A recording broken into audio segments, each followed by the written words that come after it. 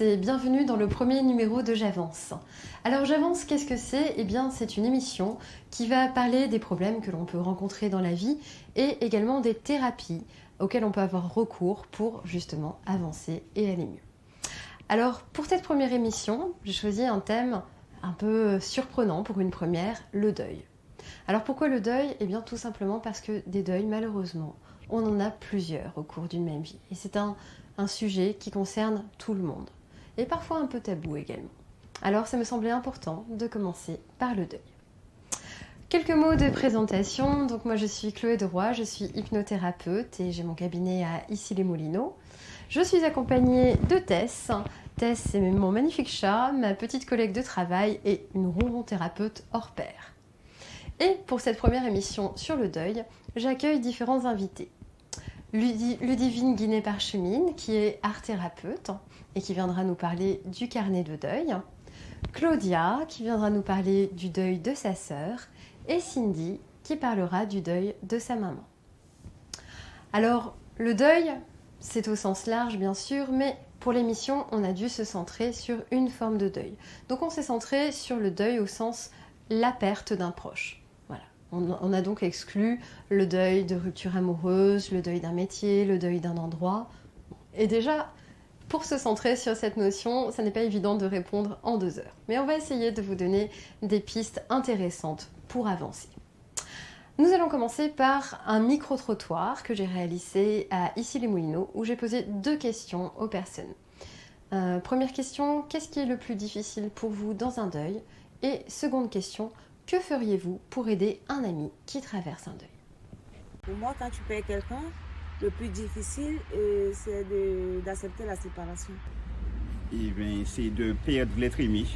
Pour moi, ce qui est le plus dur dans un deuil, c'est de se dire qu'on ne reverra plus jamais cette personne. C'est de vivre sans elle, tout simplement, et de ne pas avoir le choix.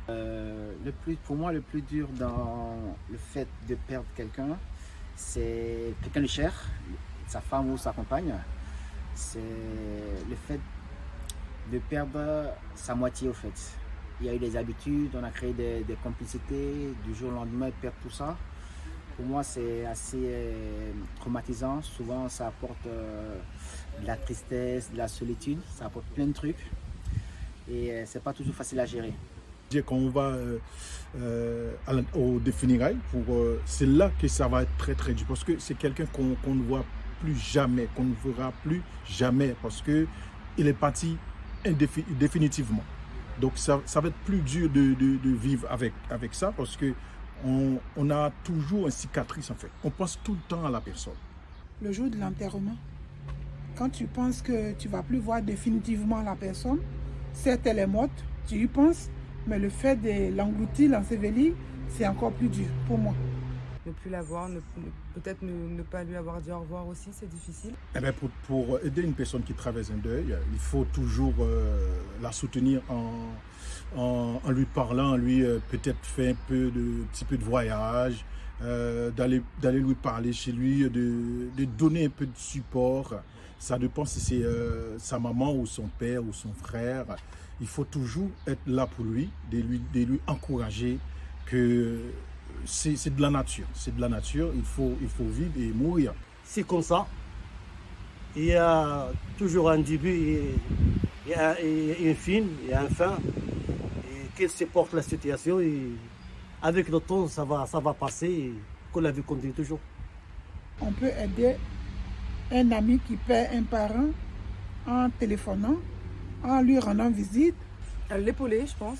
Vraiment l'épauler, qu'il ne reste pas seul, qu'il sache qu'il a du monde autour de lui pour l'aider et pour l'aider à traverser cette période difficile.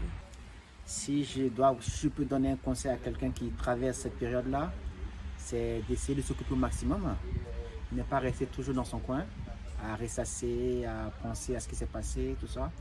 Parce que souvent, ça a tendance à donner des idées très sombres. Or, toujours en étant toujours occupé, en essayant de sortir avec des gens, avec des amis qui peuvent te réconforter, ça fait que on a tendance un peu à oublier la douleur. Il faut trouver les mots, mais bon, c'est pas souvent facile. De toutes les manières, moi je pense que la seule remède, c'est le temps. Le seul remède, c'est le temps. Moi, j'ai perdu ma petite soeur en 2015. J'ai fait un voyage au Cameroun. Arrivé à la maison familiale, je savais qu'il y avait ces photos. J'ai demandé qu'on enlève parce que pour moi, je n'avais pas encore fait son deuil. Il m'a fallu au moins 2 ans pour que j'accepte et que je puisse revoir ces photos. Donc pour moi, ça a été vraiment un choc. Pour aider, je dirais volontiers à la personne de prier. De prier, de se mettre de la prière, de garder la foi, de ne pas perdre confiance en soi. La vie continue.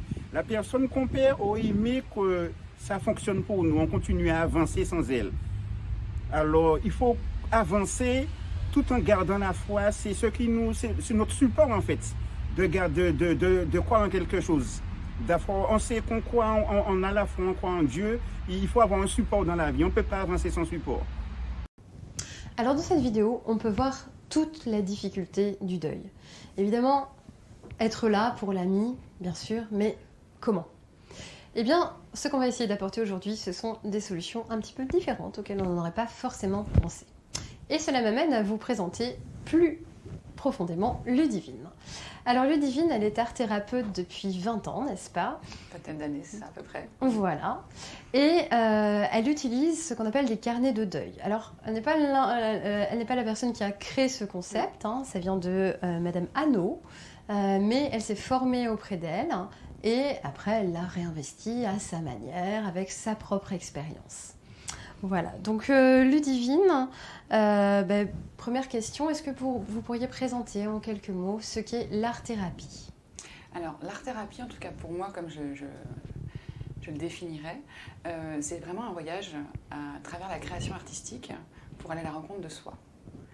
Donc par ce biais, on peut justement arriver à se rencontrer et aussi à pouvoir dépasser certaines épreuves, dont par exemple le deuil, qui est le thème d'aujourd'hui.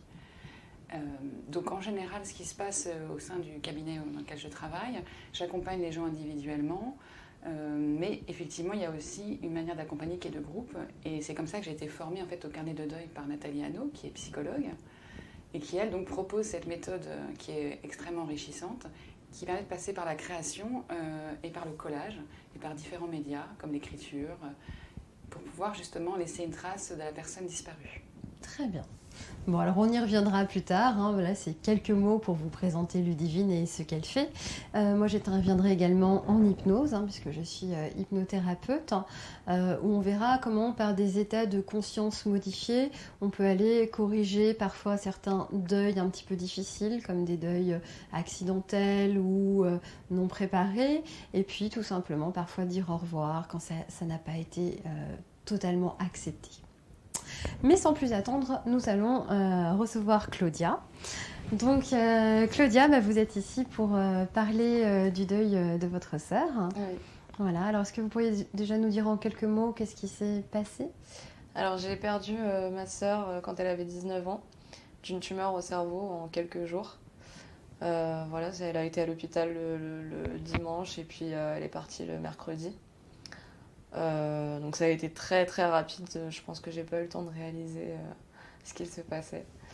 Donc voilà. C'est une date aujourd'hui un petit peu importante pour vous parce que... Oui, parce que hier c'était son anniversaire, donc voilà, elle aurait fait 26 ans.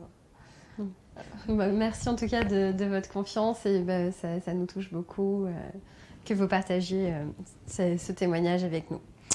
Alors, première question, quelle place occupe aujourd'hui votre sœur dans votre vie ? Alors beaucoup de place parce que je pense à elle tous les jours, donc je sais pas tellement comment l'expliquer, mais une place plutôt positive où justement je pense à elle, je suis pas forcément en train de pleurer, c'est voilà, beaucoup de bons moments auquel penser en fait, c'est ça. Très bien.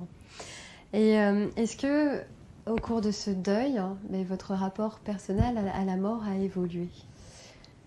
Oui.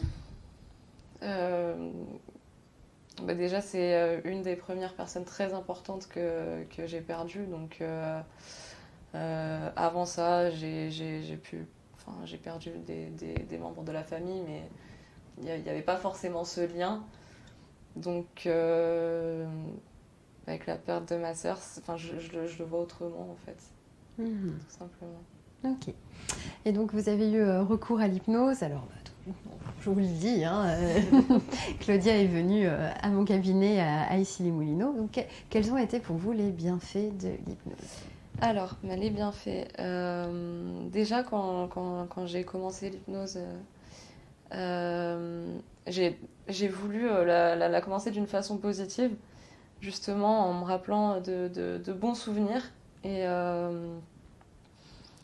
ça m'a aidé pour après, justement, à garder cet aspect positif de plein de souvenirs que je peux avoir en tête de ma sœur, parce que c'est vrai qu'au départ, quand on perd quelqu'un, on pense toujours à un peu, justement, le malheur de l'avoir perdu, on ne la reverra plus, on partagera plus de moments. Et l'hypnothérapie, ça m'a aidé surtout à retrouver un peu ces bons souvenirs et en éloigner un petit peu les mauvais. Oui, c'est vrai que dans mon introduction, j'ai dit qu'effectivement, on pouvait corriger des mauvais souvenirs, qu'on pouvait aider à surmonter le chagrin. Mais en fait, c'est vrai que quand on a travaillé avec Claudia, c'est de sa demande, et je trouvais que c'est une demande formidable, mais si on venait réintensifier mes bons souvenirs, me les faire revivre, les remettre au devant dans ma conscience. Et ça, c'est vrai que c'était une très très belle séance. Et voilà, ça peut donner des pistes aux collègues thérapeutes qui nous regardent. C'est aussi une autre manière de travailler sur le deuil, en fait, remettre en avant ce qui est positif. Bon. Eh bien, merci beaucoup pour votre intervention. Puis on va rééchanger tout au cours de l'émission. Donc nous, petite question de thérapeute. Qu'est-ce qui fait la spécificité du deuil du frère ou d'une sœur? En fait, ça questionne le rôle aussi dans la fratrie, du coup. Quelle est sa place? Et alors, je ne sais pas pour vous comment ça s'est passé, mais dans différents cas de figure, ça peut aussi entraîner une culpabilité. Pourquoi moi je suis encore là alors qu'elle n'est plus là, ou je ne sais pas si tel était le cas pour au début. Oui, au début, ça a été ça. Je pense que ça va questionner forcément son positionnement au sein de la famille. Et souvent, alors je ne sais pas si c'était le cas, mais parfois c'est des deuils qui sont aussi, quelque part aussi, un peu, pas négligés, mais un petit peu oubliés, puisqu'en général, l'attention est plus sur les parents qui ont perdu l'enfant. Oui. Et du coup, le frère et sœur est un peu mis de côté...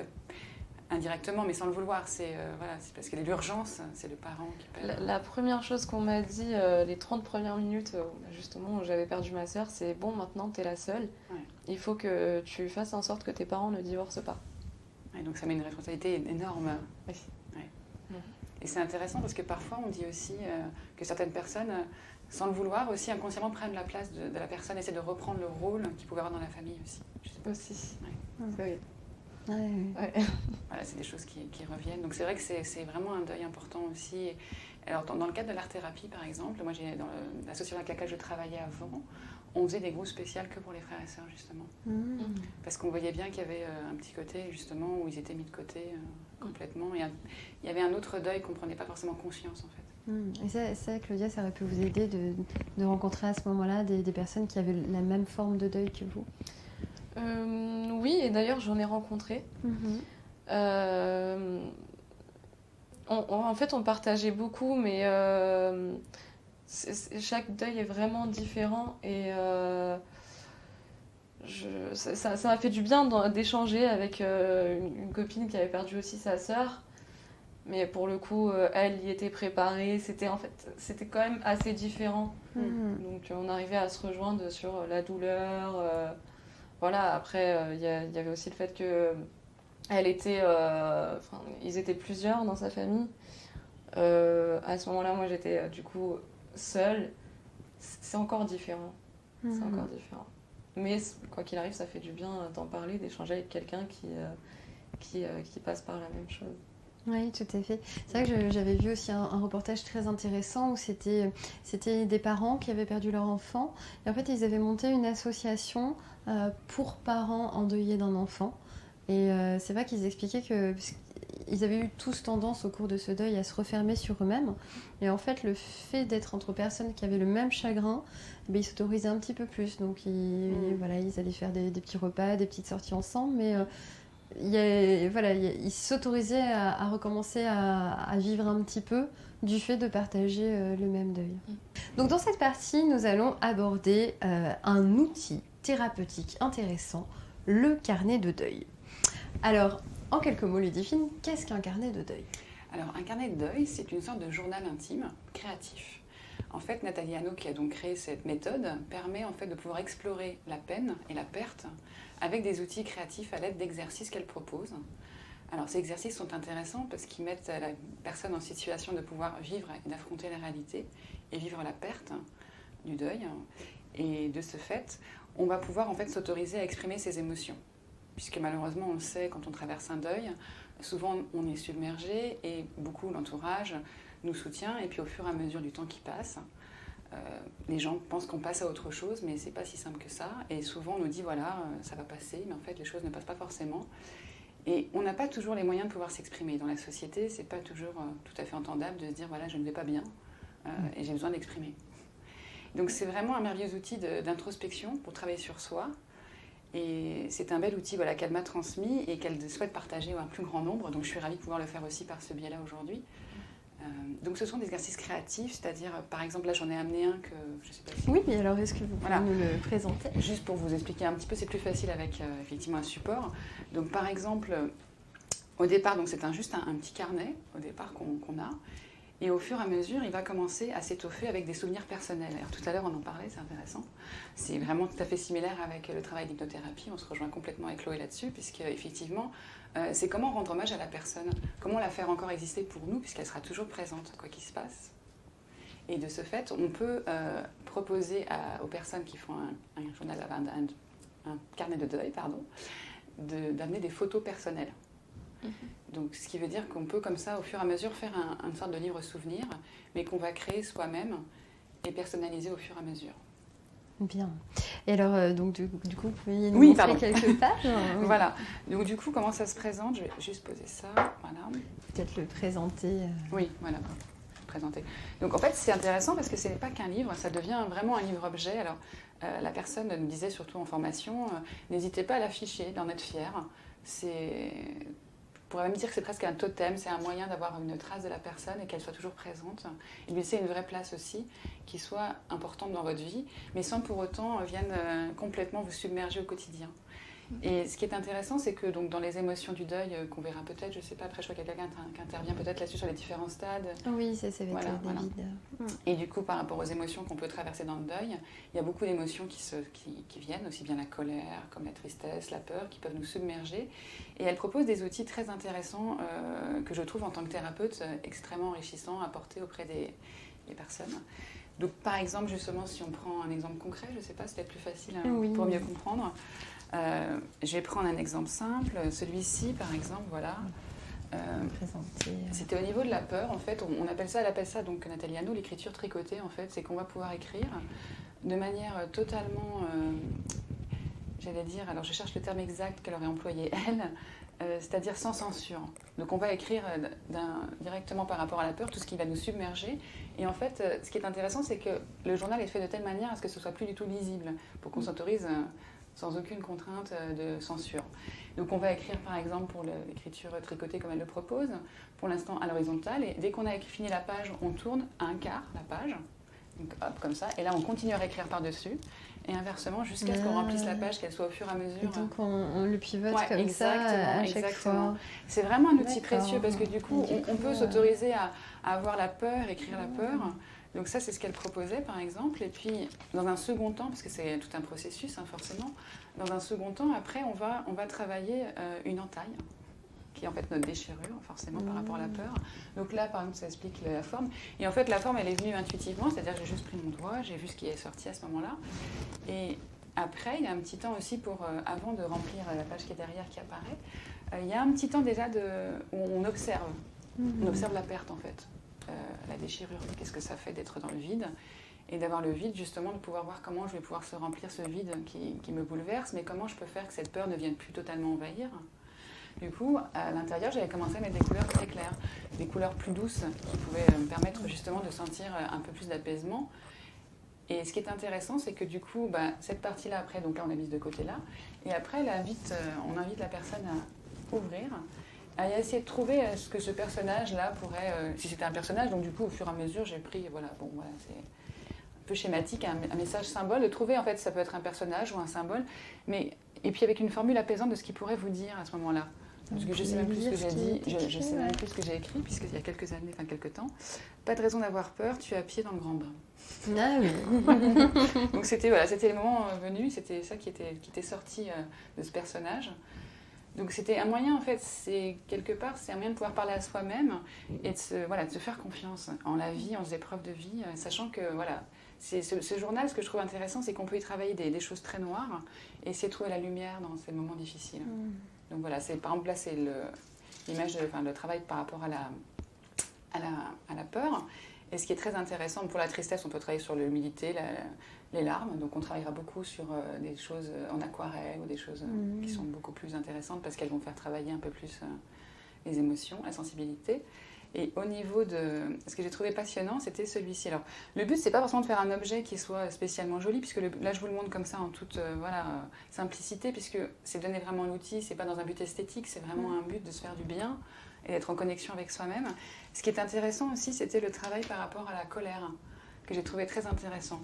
Alors, là, je vais expliquer un petit peu le protocole, parce que sinon on ne va pas comprendre du tout, parce que c'est pas forcément... Voilà, en plus, il reste des choses, pardon. Je contamine la colère. Mais là, voilà. Ce qui est intéressant dans la colère, c'est qu'en fait, on va écrire sur du papier, des lettres, pareil, sans aucune censure. Et ce qui est intéressant, c'est qu'à chaque fois, on ne voit pas ce qui a été écrit. Mais vous le savez, intuitivement, ce qui a été dit. Et on est passé, en fait, tout ce qui a été écrit est passé à la déchiqueteuse, ce qui explique qu'il ne reste plus que ça après. Et après, on se dit, mais qu'est-ce qu'on fait de ces bouts de colère? Qu'est-ce que je peux en faire? Comment je peux en faire quelque chose d'autre? Comment en faire un magma ou autre chose? Et du coup, voilà, bon, c'était quelque chose que j'ai beaucoup aimé faire parce que quand j'étais jeune, j'aimais beaucoup peindre aussi. Je n'avais jamais peint avec des pinceaux, j'ai toujours peint avec les doigts. J'aime beaucoup être dans le sensoriel, en fait. Donc, donc j'ai trouvé ça intéressant, cet outil-là, parce que pas d'être artiste pour autant, c'est vraiment laisser aller son imagination et sa création, vraiment se laisser aller, puisqu'on va le voir au cours des pages, c'est qu'en fait, au fur et à mesure, on peut compléter aussi bien, il y a différentes techniques qu'on peut utiliser, on peut rajouter des éléments, des modelages, on va rajouter plein de choses. Là, c'était pour dire au revoir bébé, parce que j'ai perdu aussi, dans le cadre de mon deuil, un enfant à venir. Donc du coup, il a fallu que je trouve aussi un moyen de pouvoir mettre en forme tout ce deuil. Et le journal créatif, en tout cas de deuil, est arrivé à ce moment-là, après 10 ans de deuil. Donc du coup, c'est intéressant parce qu'il est venu, ce journal, pour moi, un petit peu compléter ma formation de thérapeute. Et en plus, me donner un outil pour aussi dire au revoir à mon deuil de maternité, puisque c'est quelque chose dans laquelle j'ai battu pendant de nombreuses années pour essayer d'avoir un enfant. Et malheureusement, ça a donné que des grossesses arrêtées. Alors justement, oui, alors ça, on peut en parler parce que c'est vrai que c'est un deuil qui touche beaucoup de personnes. Moi, j'ai souvent des personnes qui viennent au cabinet pour ce genre de problème. Et c'est vrai que moi, ce que j'entends de mes patients, on va voir si au niveau ressenti, tu le vis de la même manière, mais c'est vrai que j'entends souvent que c'est un deuil qui n'est pas toujours compris. Oui, tout à fait. C'est vrai que c'est un deuil, parce qu'en plus, le problème de ce deuil de perdre un enfant qui n'est pas né, entre guillemets, en tout cas, quand la grossesse s'est arrêtée avant, c'est qu'en fait, il n'y a pas de traces visibles. Parce qu'effectivement, je ne sais pas on se demande s'il a existé, donc c'est très compliqué. Donc ce qui me reste, c'est les échographies. Donc il a fallu vraiment que je réinvestisse ce deuil d'une autre manière. Puisqu'il n'y avait pas de manière tangible de montrer son existence, il a donc fallu trouver concrètement quelque chose. Donc j'ai essayé pour ça, avec ce carnet, d'écrire, de lui écrire, de trouver une manière de le symboliser aussi au quotidien, pour qu'il soit toujours avec nous, puisque c'était un vrai projet à deux, de parentalité, qui n'a pu en plus ne pas aboutir. Donc il a fallu aussi reconstruire sa vie en fonction. Oui, puis il y a le deuil aussi de tout ce qu'on projette. Absolument, absolument, de l'enfant aussi idéal, de ce qu'on imagine être parent. Voilà, quand on n'est pas parent, forcément, on projette, on se dit, mais ça va être extraordinaire. Enfin, voilà, donc ça met beaucoup de pression pour beaucoup de choses. Et parfois, ça peut aussi devenir extrêmement culpabilisant et empêcher aussi de pouvoir faire autre chose de sa vie. Oui, tout à fait. Ouais. Oui. En tout cas, c'est vrai que c'est un objet vraiment magnifique. Je trouve ça très émouvant à feuilleter. Puis, C'est vrai que l'art-thérapie, ça permet de manipuler nos émotions, mais via les sensations, via les couleurs, les matières. Tout à fait. En fait, c'est vraiment une stratégie, pour moi, du détour. C'est comment arriver à parler de soi par le biais de la création. En fait, et c'est intéressant parce que du coup, on travaille différemment, pas forcément avec les mots, mais on va travailler vraiment avec ses émotions. Et c'est vrai que c'est des outils précieux. Puis l'art, c'est vraiment une connexion à soi. En fait, on est vraiment dans la création, on est face à soi-même. Et alors, donc vous nous avez parlé du deuil de cet enfant à venir. Est-ce que vous avez eu d'autres deuils pour lesquels vous avez utilisé le carnet? Alors finalement, c'est intéressant parce que en fait, j'ai par rapport à la rougon-thérapie dont on est témoin aujourd'hui, voilà. En fait, il s'avère que lorsque j'ai commencé ce deuil de maternité qui s'est passé donc bien avant de faire ce carnet, du coup, j'étais en train de faire tout mon inventaire un peu de mon deuil. Parce qu'ayant donc ce parcours de thérapeute, je me suis dit, bon, je vais forcément trouver un outil qui corresponde à mon deuil. Donc j'étais en train de faire à regarder les échographies, à tout travailler, un peu les recherches. Et à ce moment-là, j'ai un chat qui tombe, on va dire presque du ciel, je vais dire ça comme ça maintenant, avec recul, mais qui est dans mes pattes. Et je me dis, mais moi qui n'aime pas les chats, pourquoi il y a un chat qui vient me voir? Et puis au fur et à mesure, ce chat a pris beaucoup de place sans que j'imagine ce qu'il allait devenir pour nous. Et être un vrai allié thérapeutique, justement. Et ça a été très très fort parce que je ne me suis pas rendu compte dans quel chemin il m'a emmenée. Mais en fait, ça a été un vrai pansement pour moi et mon mari, ce chat. Il nous a aidés à nous redresser, à nous remettre en avant pour créer un lieu sur mesure quand on était très mal, pour créer un lieu justement différent d'art-thérapie. Et ce qui a été très incroyable, c'est que le journal de deuil que j'ai fait, la formation que j'ai faite, le soir où j'ai fini la formation en disant c'est bon, je fais le deuil de ma maternité, c'est fini, ça fait 10 ans de ma vie, on passe à autre chose. Ce soir-là, mon chat arrive agonisant. Je me dis, mais c'est pas possible, j'avais pas du tout prévu ça, quoi. Pour moi, c'est ma survie. Et du coup, ça a été extrêmement violent parce que je m'étais pas du tout imaginé que je pouvais la perdre, en fait, tout simplement. Pour moi, c'était vraiment un vrai pansement qui pouvait pas partir comme ça, quoi. Et il s'avère que moi, je me suis totalement effondrée à ce moment-là, mais ça a été intéressant avec recul maintenant. Hein. Sur le coup, c'était très compliqué à vivre. Parce que du coup, on s'est dit que ce chat avait fini peut-être sa mission et que maintenant, il était temps aussi que nous, on s'occupe d'elle pour lui donner une fin de vie correcte aussi, puisqu'elle avait quelques mois à vivre, comme elle était très malade. Et ça a été très très fort, parce que ce deuil-là, en fait, quand on a dû perdre le chat, ça a réveillé l'autre deuil de l'enfant, et tous les autres deuils qui se sont révélés encore plus forts. Et ça a été très fort aussi, parce que lorsqu'elle est morte, on a vu son corps, et là, j'ai pensé tout de suite au bébé.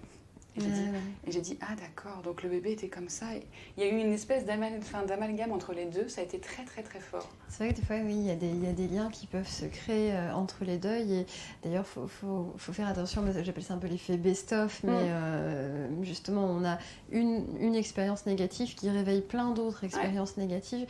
Et là, c'est vraiment un cocktail de douleur. C'est vrai que c'était très très fort. Et même si en même temps, c'était très beau, parce que j'ai senti, du coup, à ce moment-là, j'ai dit, donc elle a pris cette place-là pour nous, en fait. Elle a été là donc pour nous. Et du coup, ça a été très violent, mais ça nous a aussi libérés quelque part. On s'est dit, bon, on passe à autre chose aujourd'hui. Puis grâce aussi à son départ, on peut se projeter sur autre chose aussi. D'autres projets de construction, on va peut-être aussi s'agrandir différemment. Donc on voit les choses différemment et intégrer peut-être plus aussi les chats dans notre vie. Donc il y a plein de choses qui ont été C'est bien ce que vous dites. C'est vrai qu'on a eu ça un petit peu dans le micro-trottoir, c'est-à-dire une réaction à laquelle je ne m'attendais pas forcément, mais accepter qu'il y a une fin, qu'il faut laisser la place. Et c'est vrai que ça nous confronte aussi à ces émotions-là. Nous allons envoyer une seconde page de publicité et nous vous retrouvons après. On vous offre un peu de magie et de féerie dans votre journée et on retourne en enfance avec votre émission Disney Forever. Replongez-vous dans les Disney d'antan et écoutez les nouvelles créations tout en découvrant les anecdotes qui se cachent derrière vos héros préférés. Et ça, c'est sur GFM La Radio tous les jeudis de 19h10 à 20h. Eventime, c'est l'émission consacrée aux événements de votre région et alentour. Venez découvrir tous les jeudis de 20h à 21h30 l'événement que nous mettons en avant. Les invités nous présenteront leur événement, l'occasion de savoir ce qu'il se passe près de chez vous. Eventime, une émission qui vous ressemble et qui est faite rien que pour vous. Alors rendez-vous tous les jeudis de 20h à 21h30 sur www.gfmlaradio.com. Vous êtes une entreprise et vous souhaitez communiquer sur GFM La Radio? Passez dès à présent votre publicité sur votre radio préférée. Nous sommes à l'écoute de vos envies et de vos besoins et vous proposons un service sur mesure. Contactez-nous dès maintenant sur notre site internet gfmlaradio.com. Vous avez raté les émissions de la semaine et vous le regrettez? Nous vous comprenons bien. Mais pas de panique, la session de rattrapage arrive tous les dimanches de 8h à 20h. Connectez-vous sur gfmlaradio.com pour retrouver toutes les émissions de la semaine. C'est tous les dimanches de 8h à 20h. Vous êtes une entreprise, un particulier et vous souhaitez organiser un événement qui marquera les esprits? L'agence Liane Concept est là pour répondre à vos attentes et concevoir l'événement de vos rêves. Contactez-nous dès maintenant au 06 66 94 06 08 ou sur notre site www.lianconcept.com. LYANconcept.com.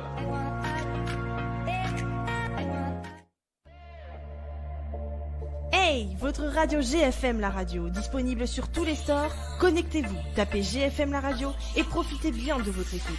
Faites grandir la communauté, on compte sur vous. Hello, c'est Claire. Retrouvez-moi dans l'émission live Dancing Show, le premier et dernier dimanche de chaque mois de 16h à 18h sur GFM la radio, en compagnie de danseurs et de chanteurs qui vous feront vibrer. Vous aimez les jeux vidéo, les séries, le cinéma et l'actu de la geekosphère vous intéressent? Alors posez vos manettes car Geek Attitude est là. Tous les samedis de 15h30 à 17h30 sur GFM la radio, nous discuterons de notre pop culture adorée. Et n'oubliez pas, jouez plus, geekez plus. Coucou Olivia, qu'est-ce que tu fais le mardi? Mais écoute Yannick, il me semble qu'on est tous les deux sur So Music. Oui, mais qu'est-ce qui se passe dans cette émission? Tellement de choses, des rires, des délires, mais aussi beaucoup de musique. On parle de culture afro-caribéenne. Et ça, c'est tous les mardis sur GFM la radio. Et à quelle heure déjà? De 19h05 à 21h30. Alors n'oubliez pas, soyez présents tous les mardis de 19h05 à 21h30 sur GFM la radio.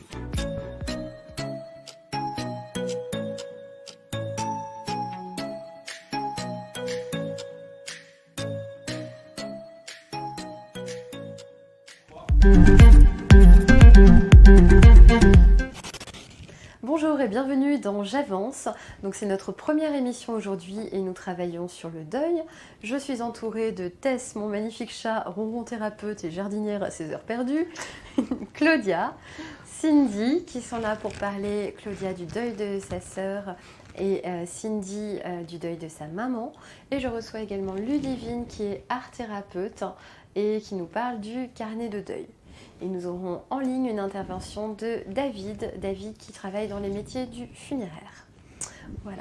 Donc sans transition, nous allons passer à Cindy. Donc Cindy, alors vous avez perdu votre maman à l'âge de 20 ans. Est-ce que vous pouvez nous expliquer un peu ce qui s'est passé pour ma maman, c'est qu'elle a eu un cancer des poumons qui s'est déclaré à peine un an avant. Et du coup, très très rapidement, elle est partie. Alors comment on se sent quand on a 20 ans et qu'on perd sa maman? Honnêtement, complètement perdu et jamais vraiment prêt. Même si on peut se dire, elle était malade, t'étais déjà préparée. J'ai souvent entendu ça après. Beaucoup de personnes qui disaient, c'est pas comme quand tu t'y attends pas. Et c'est des phrases qui marquent un peu. Parce qu'en fait, je pense qu'on n'est jamais vraiment prêt à perdre quelqu'un. Moi, ma mère, quand elle est partie, j'étais à ses côtés à l'hôpital. Donc elle était clairement sous mes yeux le jour où elle est partie. Et malgré tout, j'en avais pas conscience même en étant avec elle. Donc c'est vrai que c'est un peu bizarre. Moi, je suis l'aînée de la fratrie. Donc on se sent un petit peu responsable du coup d'assumer le rôle de la grande sœur qui va gérer la situation et qui va s'occuper du reste. Parce qu'en fait, au-delà de perdre sa maman, il y a toute une organisation qui vient derrière, rendre l'appartement, tout un tas de démarches auxquelles j'avais pas forcément pensé avant. Et tout ça tombe d'un coup et on ne sait plus trop où on en est. Et donc j'étais complètement perdue. Et puis c'est vrai que la maman, c'est un peu le symbole de l'autorité, du cadre.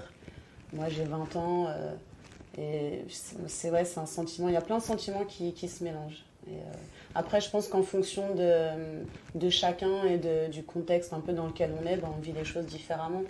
Donc voilà, mais je dirais plutôt perdu. Oui. Alors c'est vrai qu'il y a le deuil sur le moment, ce choc, toutes ces étapes difficiles. Et il y a aussi le deuil à plus long terme. Et donc est-ce qu'il y a eu des moments dans votre vie où ça a été plus difficile de ne pas l'avoir à vos côtés? Ça a été difficile jusqu'à ce que j'accepte que ce soit arrivé en fait. Donc, en fait, c'était très bizarre. Au début, j'en avais pas forcément conscience. Donc, on passe par plein de sentiments. J'étais très en colère, j'avais beaucoup de rage. Donc, je comprenais pas pourquoi ça m'arrivait là, comme ça. Donc, j'étais très en colère. Et puis après, on se dit, mais non, presque on pourrait s'attendre à ouvrir la porte et à ce qu'elle soit là. On dit, non, c'est pas arrivé, c'est pas possible. Et puis après, il y a la tristesse, il y a le manque. Enfin, il y a vraiment trop de sentiments. Jusqu'à ce que le temps fasse les choses et qu'on finisse par accepter. Et donc même aujourd'hui, ça blesse toujours un peu, mais différemment. D'accord. Alors vous avez eu recours à une forme de thérapie qui est donc là. Moi, c'est la PBA. Alors vous pouvez nous expliquer un petit peu En rapide, c'est de la psychobioacupressure. Donc c'est une méthode qui consiste par le biais de pression sur les points d'acupressure de libérer en gros les émotions. Et c'est comme un circuit des émotions et rétablir ce circuit en fait. Donc voilà, moi ça m'a fait énormément de bien. C'est une thérapie que j'ai suivie pas forcément tout de suite. Je l'ai fait une dizaine d'années après. Et en fait, ça a grandement contribué, je pense, à ce que j'aille mieux.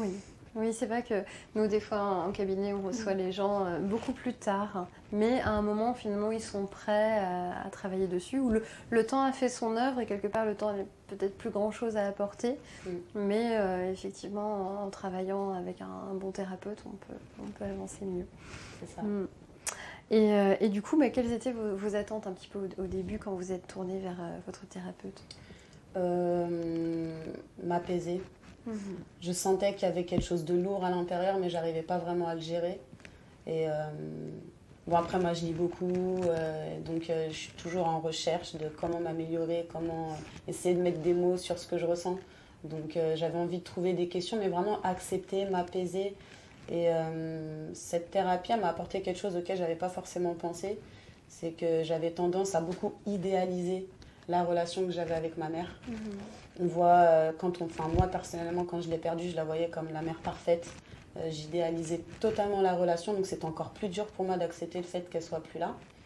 Et c'est vrai que comme d'autres, on est passé par des périodes compliquées, on n'avait pas forcément une relation au top tout au long de notre vie.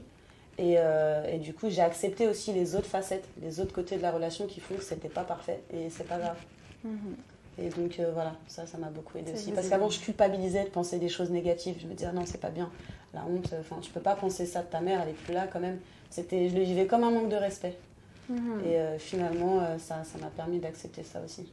Oui, parce que qu'ils soient parmi nous ou qu'ils soient défunts, ça reste des humains et l'humain est imparfait. C'est vrai. Et alors aujourd'hui, justement, après ce travail thérapeutique, comment vous vous sentez quand vous pensez à votre maman ? Ça dépend des jours. Ça dépend des jours. Après, je me sens beaucoup plus sereine qu'avant, c'est clair.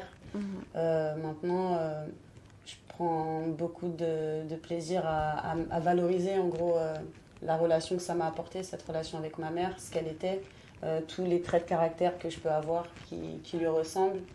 Et donc, pour moi, je la représente. En fait, je la représente, mes frères et sœurs aussi. Chacun à notre manière, en fait, on vit à travers elle, en fait. Donc voilà, et puis il y a des moments où je suis triste et j'arrive pas à passer au-delà de cette tristesse parce qu'elle me manque énormément.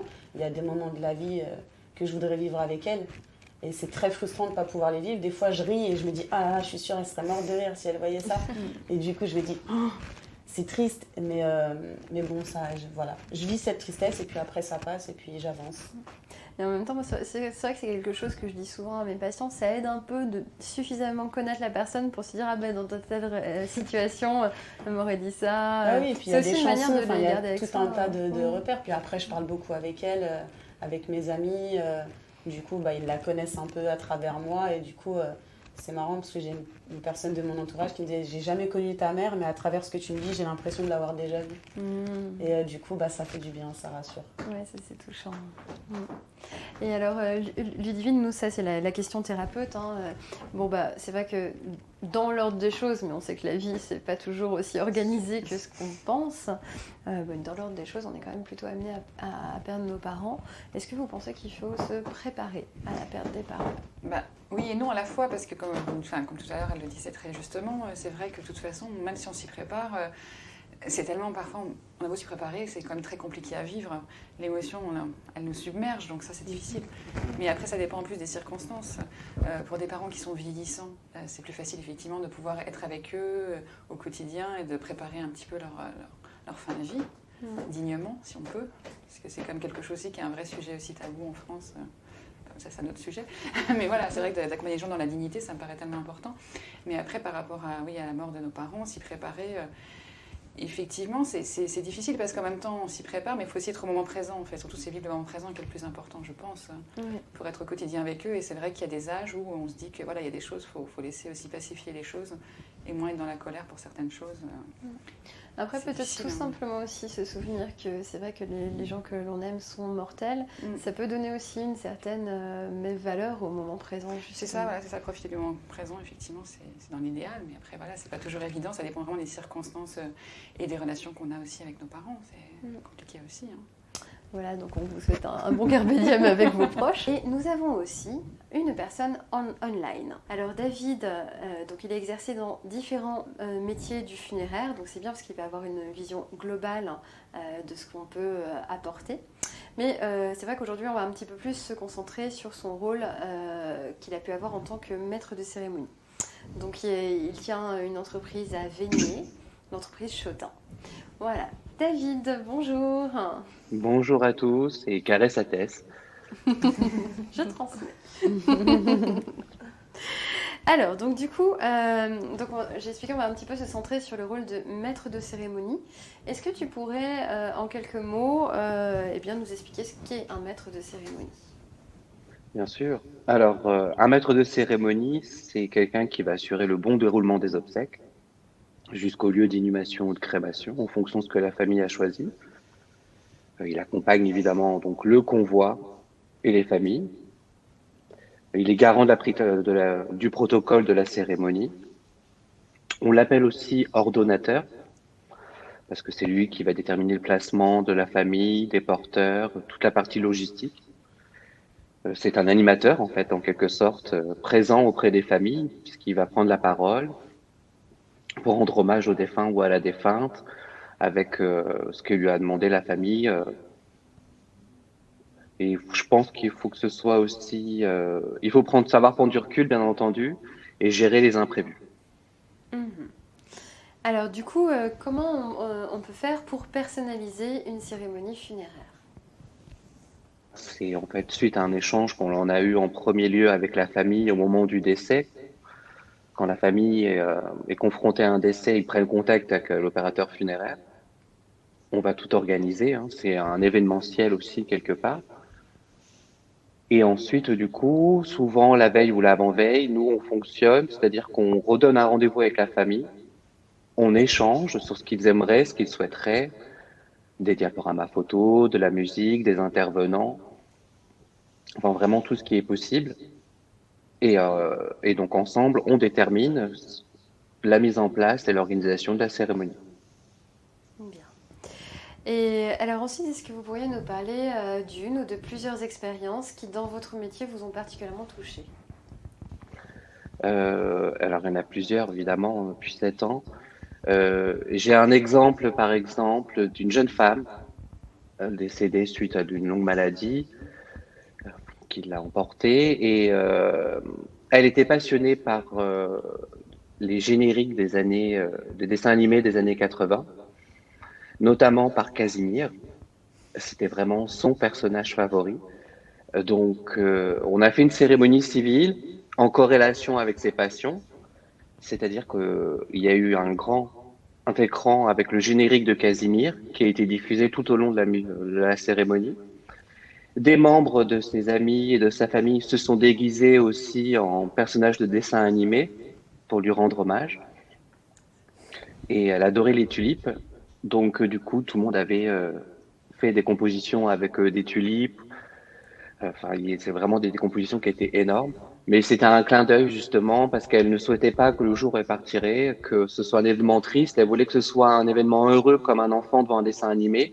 Donc, on a fait tout en sorte que pour les témoignages, les hommages vidéo et photos soient en corrélation avec un dessin animé. Ouais, c'est une expérience extraordinaire. Et puis ça montre un peu, c'est vrai qu'à notre époque, on va se réapproprier ces cérémonies. C'est vrai que par le passé, c'était un petit peu délégué aux autorités religieuses. Et là, on a la possibilité de personnaliser davantage. Et alors, est-ce que votre rapport à la mort, il a évolué au cours de votre métier? Alors oui, totalement. On a tous été malheureusement, au moins une fois dans sa vie, confrontés à un deuil. Moi, par le biais de mon activité professionnelle, forcément, mon rapport à mort a changé. C'est-à-dire qu'on va rentrer dans une technicité, si j'ose dire, du deuil et de la mort et de l'organisation funéraire. Donc, pour moi, c'est pas du tout un sujet tabou, forcément, sinon j'aurais pas choisi ce métier. Mais ça engendre vraiment, oui, une partie. On voit plus le rapport à la mort d'une différente façon. On voit une technique, en fait, une présentation du défunt, une organisation de la cérémonie. C'est sur quelque chose qui est plus factuel, en fait. Et alors, du coup, est-ce qu'on vit la mort différemment quand on est un professionnel et qu'on est touché? Totalement. Pour une expérience personnelle, j'ai perdu mon papa il y a 2 ans. Atteint d'un cancer aussi, c'est un peu la maladie du siècle. Et donc, du coup, étant dans le funéraire, on se projette d'une façon différente. C'est-à-dire que je ne voulais absolument pas passer par un autre opérateur funéraire. Je voulais passer par mon entreprise parce que je savais qui s'occupait de telle ou telle étape. Et c'était pour moi rassurant, ne serait-ce que pour un soin, une présentation, surtout quand c'est un papa on en a qu'un. Donc, du coup, ça a vraiment été quelque chose qui m'a facilité. C'était un facilitateur pour accompagner ma famille et accompagner aussi mon deuil, si j'ose dire, même si le deuil n'est jamais vraiment clôturé, parce qu'on vit avec au quotidien. Mais ça a permis de comprendre certaines étapes que certaines familles ne peuvent pas comprendre, justement parce qu'ils ne sont pas dans ce côté technique de la mort. Moi, j'ai pu aborder et appréhender toutes ces différentes étapes, en fait, en connaissance de cause. Oui, c'est vrai que du coup, ça donne un autre rapport. Vous trouvez que la mort, c'est encore tabou? Oui, oui, totalement. C'est un peu le mot interdit, c'est-à-dire que c'est déjà une étape pour les familles de franchir une agence de pompes funèbres, parce qu'ils sont persuadés qu'on nous voit avec la capuche noire et la grande faux. Derrière, on les attend comme des corbeaux ou des vautours, mais pas du tout. C'est ce que j'essaye de démontrer, justement, c'est qu'il faut qu'on puisse, justement, moderniser, si je veux dire, et ce rapport à la mort. C'est ce que je conseille souvent aux familles. Il faut en parler entre vous, préparez vos obsèques à l'avance si vous pouvez. Enfin, il faut communiquer. J'ai encore beaucoup de familles qui me disent, bah voilà, on ne sait pas ce qu'ils souhaitaient, on n'a pas osé en parler, etc. Tout à fait. Et alors, en parlant de moderniser, est-ce qu'actuellement, il y aurait un petit peu comme des nouvelles tendances qui émergeraient pour les funérailles? Alors, il y a des mouvances, ouais, totalement. Alors, il y a quelque chose qu'on a entendu souvent, c'était le cercueil en carton, par exemple, lors de cérémonies. Bon, qui n'est pas encore trop accepté dans les mœurs, mais là, les mouvances qui arrivent, qui émergent, si j'ose dire, c'est tout ce qui est en rapport avec l'écologie, en fait. Parce qu'une crémation n'est pas si écologique que ça, donc on réfléchit à de nouveaux procédés. Par exemple, l'aquamation. Je ne sais pas si vous en avez déjà entendu parler. Oui, mais alors il faut peut-être que tu expliques pour Voilà. toutes les personnes qui nous écoutent.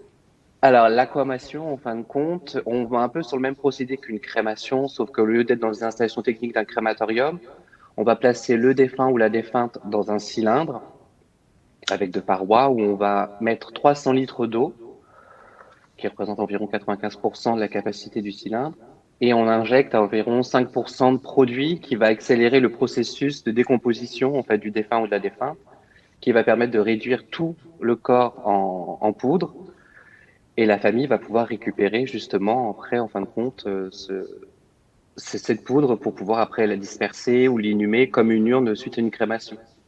Oui, donc il peut y avoir aussi un retour aux éléments. Il y a le feu, il y a l'eau. Aussi, comme tu parlais du cercueil en carton, où on va être enterré dans la terre et se décomposer plus rapidement.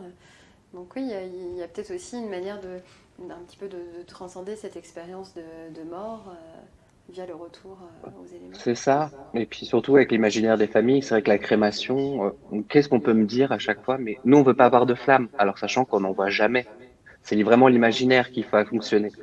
Donc là, on se dit, pourquoi pas inhumer un corps dans de l'eau? Il y a un rapport aussi un peu... alors après, c'est ma façon de voir les choses, mais un rapport aussi à la naissance. On a grandi dans l'eau, on repart dans l'eau, etc. Et le nouveau procédé aussi qui commence à émerger, c'est l'humusation. C'est-à-dire que du coup, on va juste... ça se fait en 4 étapes. Première partie de l'étape, c'est qu'on va retirer tout ce qui est effet personnel sur le défunt. On va le placer dans un linceul biodégradable. Ensuite, on va le déposer sur un lit végétal d'environ 20 cm. Ce qu'on appelle le tumulus, qui est avec des feuilles mortes broyées, de l'herbe, de la paille. Et au bout de 3 mois, en fin de compte, le corps s'est décomposé, qui va justement retirer et faire rendre le corps mou, si j'ose dire, et les os se vont décomposer. Et au bout de 12 mois, au bout d'1 an, justement, on va récupérer 1 mètre cube de compost que la famille peut récupérer et recycler. Alors, c'est vrai que c'est particulier, mais c'est une mouvance qui interroge, qui n'est pas encore du tout acceptée, hein, c'est encore en réflexion. Mais on a un retour à la terre, plus côté écologique, et de ne pas consommer justement tout ce qui est nocif pour la planète, quoi. Oui, tout à fait. Alors bon, du coup, je vais me rediriger vers Ludivine et on va avoir des questions un petit peu de thérapeute. Alors, pensez-vous que les funérailles, c'est une étape essentielle du deuil? Oui, oui. C'est vraiment essentiel. Après, je ne sais pas sous quelle forme ça peut être, parce qu'il peut y avoir des rituels aussi qui soient différents, comme tout à l'heure, il l'expliquait très bien.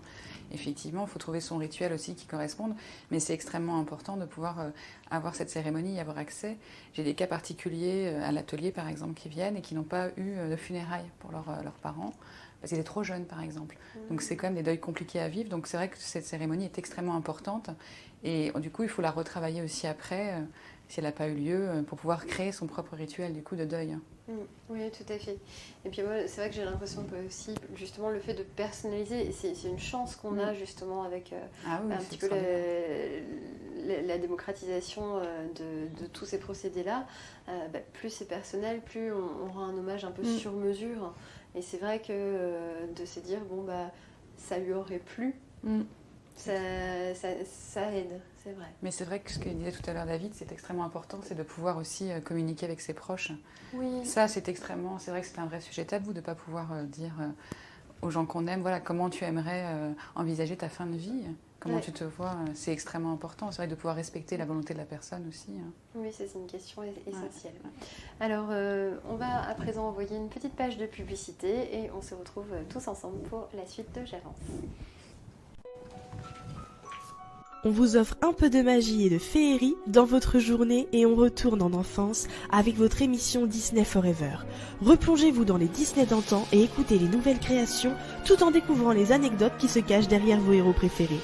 Et ça, c'est sur GFM la radio tous les jeudis de 19h10 à 20h. Eventime, c'est l'émission consacrée aux événements de votre région et alentour. Venez découvrir tous les jeudis de 20h à 21h30 l'événement que nous mettons en avant. Les invités nous présenteront leur événement, l'occasion de savoir ce qu'il se passe près de chez vous. Eventime, une émission qui vous ressemble et qui est faite rien que pour vous. Alors rendez-vous tous les jeudis de 20h à 21h30 sur www.gfmlaradio.com. Vous êtes une entreprise et vous souhaitez communiquer sur GFM la radio? Passez dès à présent votre publicité sur votre radio préférée. Nous sommes à l'écoute de vos envies et de vos besoins et vous proposons un service sur mesure. Contactez-nous dès maintenant sur notre site internet gfmlaradio.com.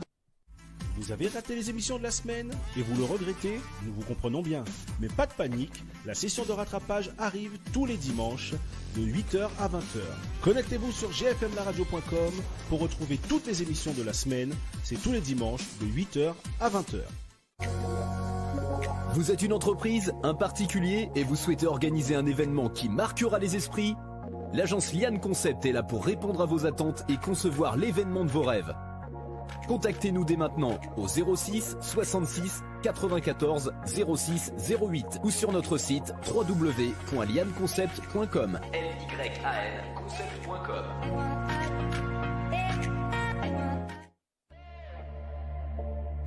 Hey, votre radio GFM la radio, disponible sur tous les stores. Connectez-vous, tapez GFM la radio et profitez bien de votre écoute. Faites grandir la communauté, on compte sur vous. Hello, c'est Claire. Retrouvez-moi dans l'émission live Dancing Show, le premier et dernier dimanche de chaque mois de 16h à 18h sur GFM la radio, en compagnie de danseurs et de chanteurs qui vous feront vibrer. Vous aimez les jeux vidéo, les séries, le cinéma et l'actu de la geekosphère vous intéresse? Alors posez vos manettes car Geek Attitude est là. Tous les samedis de 15h30 à 17h30 sur GFM la radio, nous discuterons de notre pop culture adorée. Et n'oubliez pas, jouez plus, geekez plus. Coucou Olivia, qu'est-ce que tu fais le mardi? Mais écoute Yannick, il me semble qu'on est tous les deux sur So Musique. Et oui, mais qu'est-ce qui se passe dans cette émission?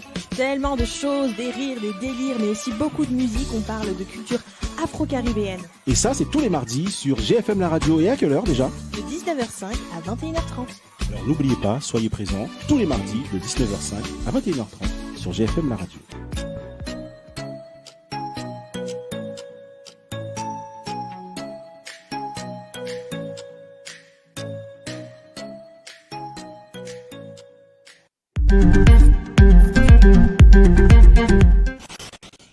Bonjour à tous et bienvenue sur J'avance.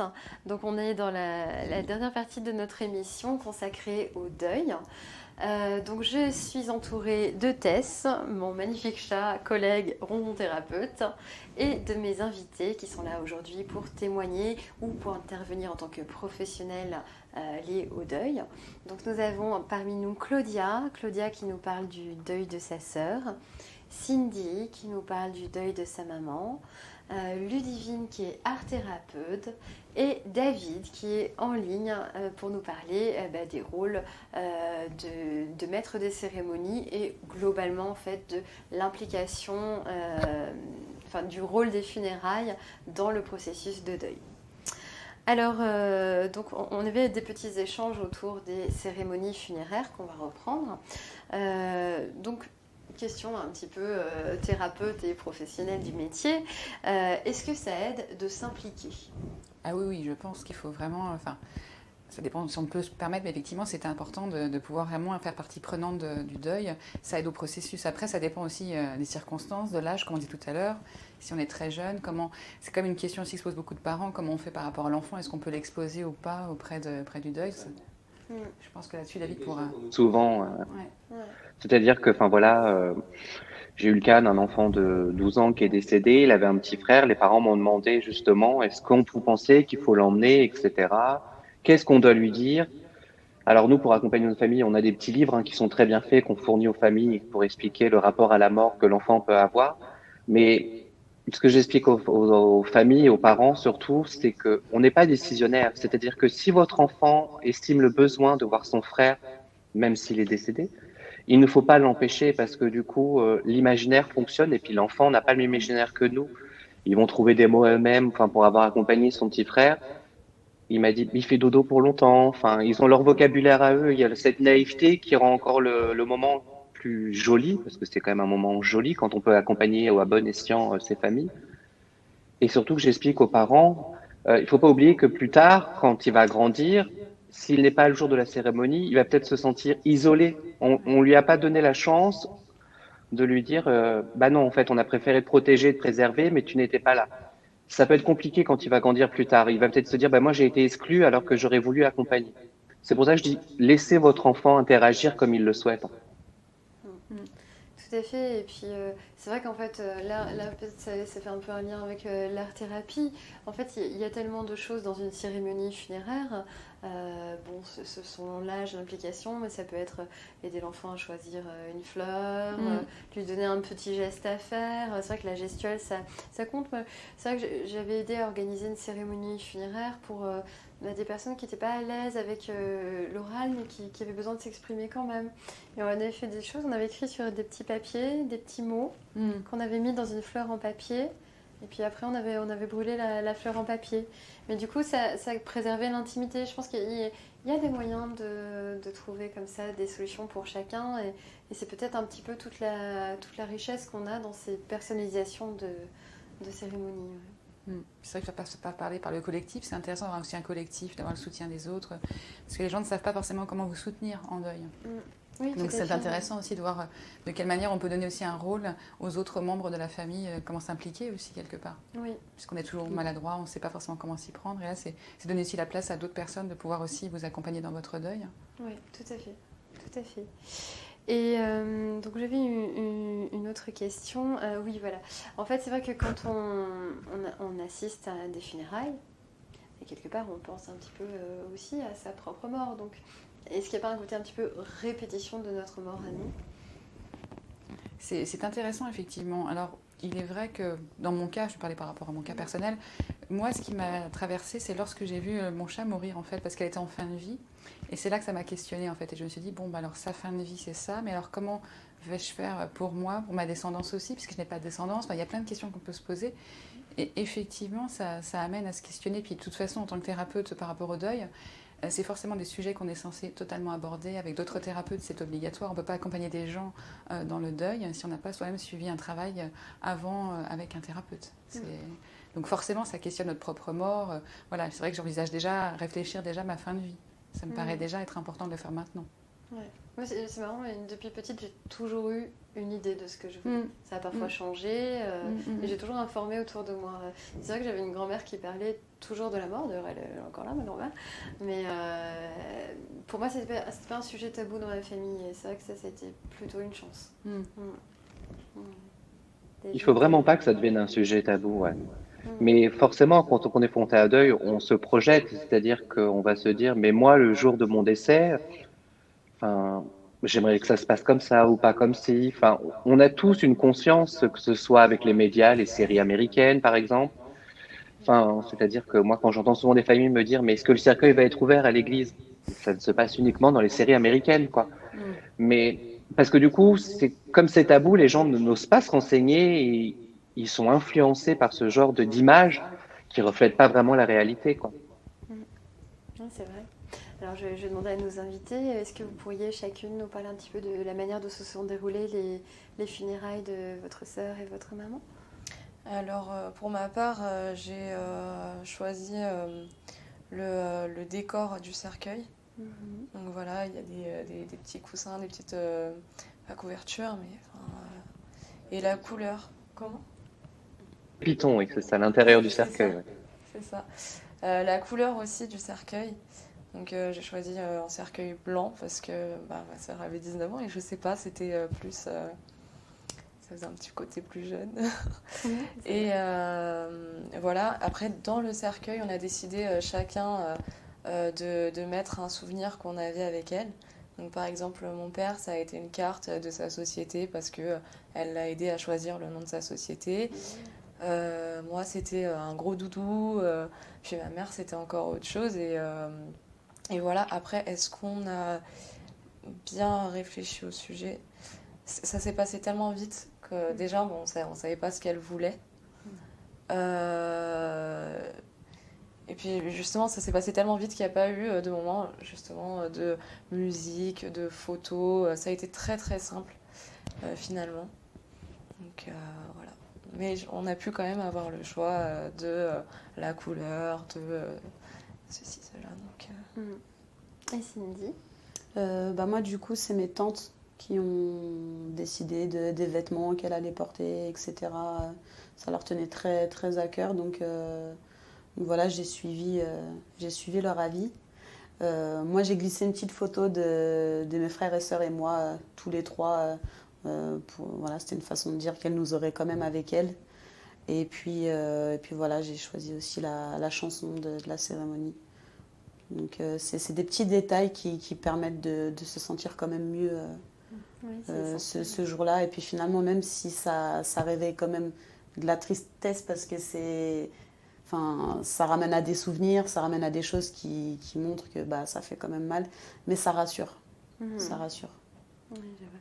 Et Ludivine, vous auriez aimé par rapport à votre chat, parce que c'est vrai qu'il n'y a pas vraiment ce qu'il faut, est-ce que vous auriez aimé avoir une cérémonie? Pas forcément, parce qu'on a fait notre propre cérémonie avec mon mari, on s'est fait notre propre cérémonie et en fait actuellement ma belle-mère m'a fait un cadeau assez beau d'un petit chat en pot de fleurs et du coup il y a une fleur et comme ça je sais que quoi qu'il se passe elle est là. Et voilà, c'est son lieu de... Donc oui, elle a son lieu de voilà, de résidence, on va dire secondaire, mais voilà. Mais c'est vrai que c'est important, je trouve, d'avoir effectivement un objet rituel aussi, d'avoir quelque chose. Moi, je donne un symbole. Donc ça, c'est même pour le bébé, c'est pareil. J'ai aussi un symbole chez moi qui est important. Voilà, il y a des fleurs, il y a quelque chose. Enfin, il est là. En tout cas, il a sa place. Et David, vous recevez des fois des gens qui vous appellent pour les animaux, enfin que vous réorientez vers d'autres personnes ou... Comment ça se passe? Il faut savoir que pour les animaux, c'est une question intéressante parce que oui, on est confronté souvent à ça. C'est-à-dire que maintenant, même dans notre région, il y a un cimetière pour animaux qui a été homologué, où les familles peuvent se recueillir, choisir une pierre tombale, etc. Mais c'est quelque chose qui n'est pas encore, je dirais, ritualisé. Je n'ai pas encore appelé une paroisse ou un crématorium pour organiser une cérémonie autour d'un petit animal domestique, quoi. Parce qu'en général, les familles le font par eux-mêmes et autres. Soit ça va être dans le jardin, ils vont mettre une petite croix, une petite plante ou quelque chose qui justement qui permet de commémorer la perte de son animal cher. Mais je voudrais juste rebondir sur les témoignages qu'on vient d'entendre juste d'avant. Et que le fait de choisir son capiton, j'entendais choisir la musique ou autre, mais ça peut-être un détail, mais je suis d'accord avec elle, c'est quelque chose d'important en fait. Parce que la musique que vous avez choisie pour votre proche, quand vous allez la entendre même dans 5 ou 10, 15 ans, certes, ça vous fera plonger en arrière avec des moments difficiles ou autres, mais c'est aussi ça le deuil, c'est-à-dire que ça peut être une odeur, un parfum. Moi, je sensibilise souvent les familles, est-ce qu'elle portait ses lunettes, est-ce qu'elle aimait un tel parfum? Parce que tout joue dans l'affect, que ce soit olfactif, auditif ou même au tactile. Et c'est un détail, mais chaque détail a son importance dans ces moments-là. Oui, tout à fait. C'est tous ces petits détails qui font une personne aussi. Hein. C'est aussi garder en mémoire la personne aussi, parce que c'est quand même l'angoisse d'oublier la personne en fait. C'est ça aussi qui est... C'est pour ça que le carnet de deuil pour moi me paraissait aussi intéressant, c'est comment garder une trace de la personne qu'on a aimée. On a peur d'oublier son rire, sa voix, exactement. C'est tellement de choses. Même ces traits de visage, c'est vrai que ça a été une grosse partie de ma vie après son décès. J'avais peur justement d'oublier sa voix, d'oublier son apparence, toutes ces choses-là. Oui, également. Et alors, donc, bon, voilà, il y a les funérailles, mais après, il y a le lieu de mémoire. Est-ce que par rapport au deuil que vous avez vécu, vous vous rendez de temps en temps sur un lieu de mémoire? Alors, moi, je vais souvent au cimetière avec ma mère. Après, j'ai pas forcément besoin de m'y rendre. C'est plus voilà, pour continuer de mettre des fleurs, de rendre un petit peu justement ce dernier endroit où elle est plus beau, plus voilà, avec des fleurs. Mais sinon, j'ai pas forcément besoin d'y aller. Moi, c'est vrai que j'ai un petit peu de mal à y aller, pour être honnête. Et puis, j'ai la sensation qu'elle est là avec moi, quoi qu'il arrive. Pour moi, celui-là, c'est pas le lieu qui la représente. Pour moi, ce qui la représente, c'est chez moi, parce que j'ai des photos d'elle. Je vais entendre une chanson dans la voiture, c'est comme si elle était avec moi et qu'elle l'écoutait avec moi. Et du coup, je sais pas, finalement, je me suis jamais vraiment posé la question, mais si le fait de l'associer au cimetière, ça me gêne un peu. Et du coup, c'est vrai que je culpabilise un peu des fois parce que je m'y rends pas très souvent.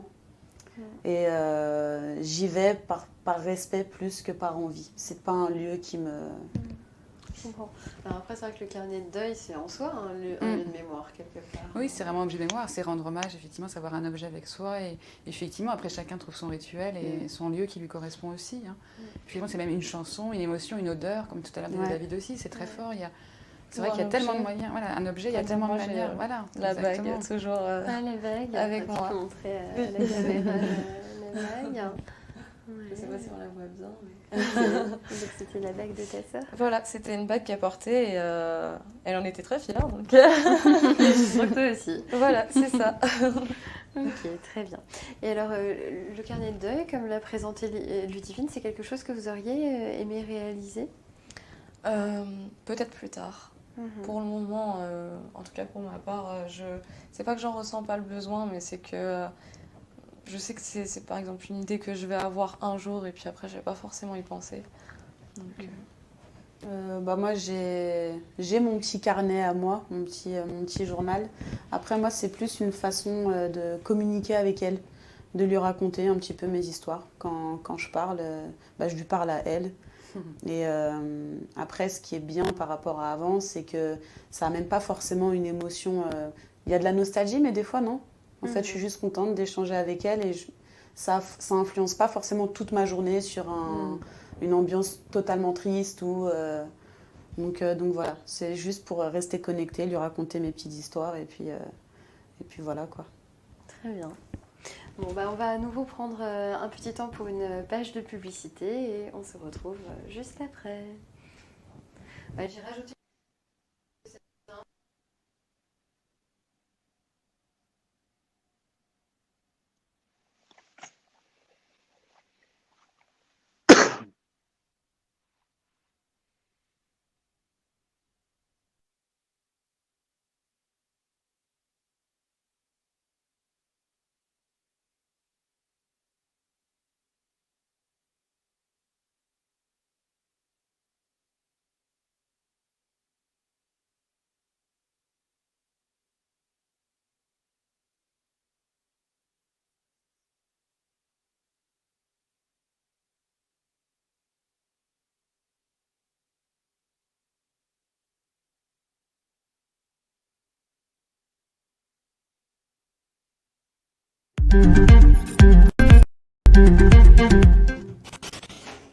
Bonjour et bienvenue dans J'avance pour parler aujourd'hui du deuil. Je suis accompagnée de Tess, mon magnifique chat, ronron thérapeute également, et aussi de mes invités. Donc je reçois Claudia qui nous parle du deuil de sa sœur, Cindy qui nous parle du deuil de sa maman, Ludivine qui est art thérapeute et David que nous avons en ligne avec nous pour nous parler des métiers du funéraire. Et moi, je suis hypnothérapeute à Issy-les-Moulineaux. Voilà, donc dans cette dernière partie de l'émission, en fait, je vais proposer à mes invités de me poser des questions sur l'hypnose et le deuil. Donc Ludivine, vous pouvez commencer si vous voulez. Alors j'aimerais savoir si en hypnothérapie, il y a moyen justement de pouvoir garder un lien, d'une certaine manière, de rester en lien avec la personne disparue. On peut justement faire un petit peu ce qu'on a fait avec Claudia, de cultiver certains souvenirs. On peut créer des liens entre... vous voyez, par exemple, vous parliez du fait d'avoir des petits objets qui sont investis de toute une charge émotionnelle. C'est quelque chose qu'on peut faire nous, en hypnose en faisant en fait une séquence où la personne va transmettre tous ses souvenirs, toute son énergie d'amour à ce petit objet. Et quand après elle sera chez elle, il y a un rapport différent qui est créé avec l'objet. Donc oui, ça donne des formes de liens tout à fait intéressantes. Il faut savoir aussi que quand on est sous hypnose, en fait, on ne fait pas la différence entre l'hypnose et la réalité. Donc tout ce qui est vécu pour le cerveau, c'est vécu pleinement. Donc ça, c'est intéressant d'un point de vue thérapeutique. Cindy Du coup, est-ce que l'hypnose, c'est une méthode qui est adaptée à tous ou qui finalement peut ne pas fonctionner sur certaines personnes pour des raisons... Alors, d'un point de vue général, en dehors du deuil, je dis souvent que tout le monde peut dessiner. Il y a des gens qui y arrivent plus ou moins facilement dès la première fois. Donc l'hypnose, c'est un petit peu ça. Parce que quelque part, il faut développer un petit peu de forme de lâcher prise. Et il y a des personnes qui ont plus ou moins de facilité.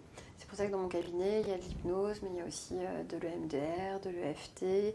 Enfin voilà, il y a d'autres alternatives pour les personnes qui auraient un petit peu de mal au début à rentrer dedans.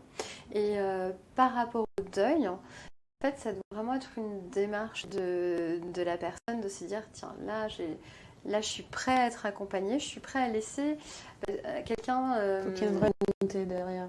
Voilà, et puis oui, parce qu'on ne peut pas en hypnose emmener une personne à manipuler des situations ou des émotions qu'elle ne veut pas affronter. Vous voyez, si par exemple j'ai un patient... j'ai compris que dans sa perte de poids, en fait, le deuil de son père, ça pose un petit peu problème. Mais si je ne l'ai pas prévenu et que sous hypnose, j'aborde le sujet, il peut tout à fait revenir de l'hypnose, sortir, se réveiller parce que quelque chose après, refuse et on sort de l'hypnose. Donc il faut toujours valider avec la personne ce qu'on fait. C'est pour ça qu'il y a toujours un temps dans une séance d'hypnothérapie où il y a un temps fort d'échange en fait, qui est essentiel. Mais du coup, est-ce que, par exemple, dans le cadre d'un enfant, une maman qui aimerait proposer ce type de thérapie à son enfant, comment on pourrait lui proposer ce type de thérapie? Est-ce que c'est conseillé ou pas? Alors, un peu.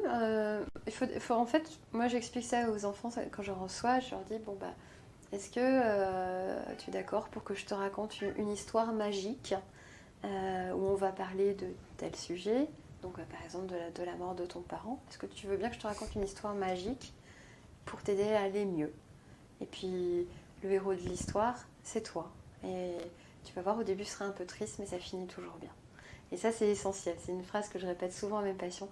Les hypnoses finissent toujours bien, puisque le but c'est d'arranger des situations. David, tu avais des questions? Moi, j'en avais une justement quand on est face à la perte de l'être cher. Donc de le revoir en fait lors des séances d'hypnose. Est-ce qu'il n'y a pas un sentiment de se dire, bon, ok, le réel, mon défunt est inhumé ou crématisé, etc. Mais de créer ce qu'on appelle un sentiment d'immortalité, en fait. C'est-à-dire que bon, bah, j'ai envie de lui reparler, je vais faire une séance d'hypnose. Est-ce que les gens arrivent vraiment à faire la part des choses? Comme tu expliquais tout à l'heure que pendant les séances d'hypnose, le cerveau est vraiment pleinement, je dirais, pleinement touché, c'est-à-dire vraiment impacté. Est-ce qu'il n'y a pas de conséquences? Est-ce que tu as déjà eu ce genre de cas où les gens ne font pas la part des choses ou pas? Cas, mais c'est vrai que j'y ai déjà réfléchi en tout cas personnellement, parce que c'est vrai qu'on pourrait avoir une personne qui aurait comme presque une forme d'addiction à l'hypnose pour recréer du lien, etc. Comme certaines personnes l'ont avec des médiums. Donc bon, l'idée n'est pas de trancher sur le sujet, voilà, si c'est possible d'avoir un lien médiumique ou pas, mais en tout cas en tant que thérapeute, il y a quand même une éthique à respecter. L'hypnose fait partie des thérapies brèves. Donc on est censé aider la personne à avancer. Et si on voit que quelque part elle se conforte dans quelque chose, c'est aussi de notre devoir de le lui signaler et lui faire comprendre que c'est pas vraiment le rôle de l'hypnothérapeute. C'est ça qui est intéressant. Ouais. C'est important de cadrer. Oui, parce que c'est vrai qu'aussi, actuellement, il y a un petit peu une recherche des états seconds, de conscience modifiée, parce que c'est très agréable. Et enfin, nous, en hypnothérapie, c'est vrai qu'on soigne beaucoup les addictions. Donc, quelque part, on est sensibilisé à ce genre de conduite. Hein. Et si on le voit chez un patient, on est tout à fait apte à détecter ça. Après, il faut faire comprendre à la personne le plus gentiment possible que c'est pas le bon chemin pour elle. Hein. Le but, c'est d'avancer comme l'émission. D'autres questions? Et du coup, est-ce que toi, tu as déjà eu recours à l'hypnose? Pour moi, oui. Alors moi, c'était pour une rupture amoureuse, mais c'est vrai qu'une rupture, c'est aussi une forme de deuil. Et c'était mon premier contact avec l'hypnose. Et c'est vrai qu'on est passé par tout un tas d'émotions qui sont quasiment les mêmes que celles du deuil. Et il y a eu ce travail d'acceptation qui m'a permis d'accepter la rupture. Et après, ça a été mieux. Et c'est vrai que c'était avant d'être praticienne, et je m'étais dit, oh là là, si on pouvait m'effacer tous les sentiments trop douloureux, ce serait formidable. Et c'est pas ce qui se passe. C'est pas instantané. Non. En fait, l'hypnose, quelque part, c'est un peu aussi comme ranger sa maison. Vous voyez, les sentiments douloureux, des fois, c'est le bazar, il y a plein d'émotions partout, comme une maison très mal rangée. Et puis, on prend chaque chose, on la met à la place qui est la plus appropriée. Et puis on retrouve un espace. Il y a toujours les émotions dedans. Je n'ai pas vidé la maison. Elles sont là, mais elles sont bien rangées. Et du coup, en fonction de chacun, il faut plus ou moins de temps, plus ou moins de séances? Oui, tout à fait. Déjà, en fait, c'est vrai qu'on l'a dit tout à l'heure, un deuil, ça en réveille d'autres. Ça peut aussi réveiller toute la relation qu'on avait avec la personne. Hein. Tu en as parlé par rapport à ta maman, où il y avait un moment où c'était très idéalisé, et puis tu as eu besoin de la revoir un peu comme humain, avec ses qualités et défauts, pour mieux comprendre. Donc, selon chaque situation, l'hypnose, c'est toujours individualisé. C'est vrai qu'actuellement, ça se fait beaucoup de faire des hypnoses en ligne. pourquoi pas, ça dégrossit un peu le travail. Mais pour avoir vraiment des résultats thérapeutiques, il faut toujours traiter chaque situation avec toute sa spécificité. Et moi, je prends beaucoup de temps pour parler avec les patients avant de les mettre sous hypnose, justement pour éviter de faire du généralisme. Parce que là, on n'est pas menti. Ok. Et du coup, j'ai une dernière question. Est-ce qu'il est possible de faire de l'hypnose à 2 personnes en simultané ou pas? Oui, alors tout à fait. Je ne trouverais pas ça forcément approprié pour le deuil, sauf peut-être éventuellement des parents, pour l'idée d'avoir peut-être un rituel Oui, à je me deux. disais une fratrie, par exemple, des frères et sœurs qui aimeraient suivre la thérapie ensemble. Il faudrait qu'on ait avant fait une sorte de réunion préliminaire pour voir un petit peu ce que chacun attend. Et ça m'est arrivé de le faire par exemple pour des couples. Parce que dans un couple, quand la relation dure depuis longtemps, il y a eu des conflits, des insatisfactions, des petites frustrations, des choses qu'on a un peu sur le cœur. Et je fais un nettoyage émotionnel où j'ai les 2 membres du couple qui sont là. Donc par rapport au deuil, pourquoi pas? C'est plus inattendu, mais il faudrait vraiment que chacun se reconnaisse personnellement. Donc ça voudrait dire pas mal de travail de préparation en amont. Mais pourquoi pas pour des parents? Je pense que là, ça peut être intéressant. Ça donne des idées. Comme quoi, quand on réunit les thérapeutes, les patients, il y a une émulation tout à fait intéressante. Voilà. J'ai d'autres questions éventuellement. Pour accompagner quelqu'un carrément en fin de vie, oui. Ça m'intéresserait de savoir qu'est-ce qui est possible en hypnothérapie. Alors ça c'est une très bonne question. Il faut savoir que mourir sera un des thèmes de J'avance. C'est vrai qu'en préparant l'émission, j'ai compris qu'il fallait un petit peu séparer les deux notions pour les traiter bien. Mais en tout cas oui, parce que c'est l'expérience la plus difficile de l'existence, pour laquelle on n'est pas préparé. Et souvent on est seul. Parce que justement il y a cette espèce de tabou de la mort qui pèse. Et il y a beaucoup de proches qui refusent de parler de la mort avec le mourant. Donc effectivement, on peut tout à fait accompagner. Comme avant, il y avait des prêtres qui venaient pour donner l'extrême onction et inviter la personne. Ça se fait toujours. Hein. Voilà. Oui, ça se fait encore. Mais je veux dire, c'était la pratique la plus courante, là où aujourd'hui c'est plus rare. C'est pas du tout répandu en hypnose, mais ce serait possible d'aider justement la personne à passer autrement. Oui, David ?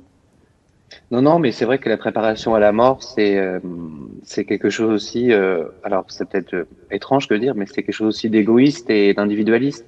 C'est-à-dire que tant que nous ne sommes pas préparés à notre propre mort, c'est difficile de le diffuser et de le communiquer aussi à ses proches et à sa famille. Tout dépend du rapport à la mort que l'on a aussi.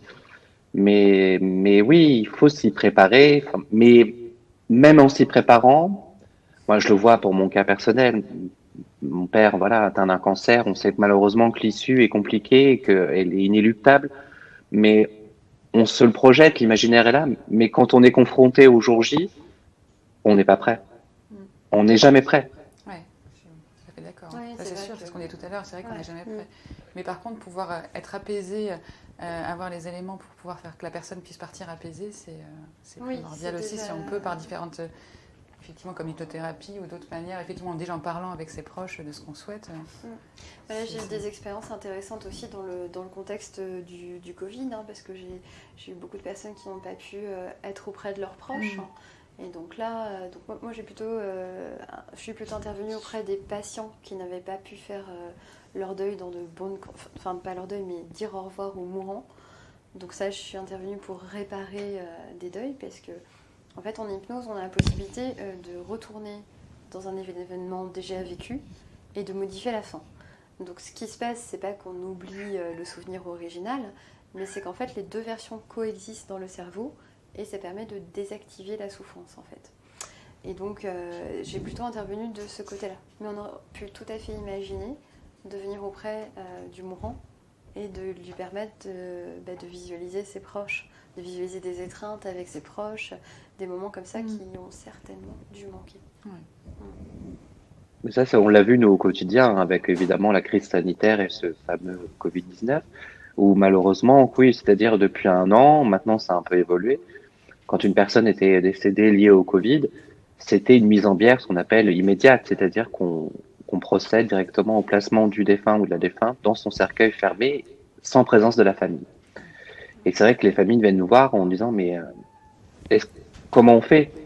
On peut plus le voir, le cercueil est fermé.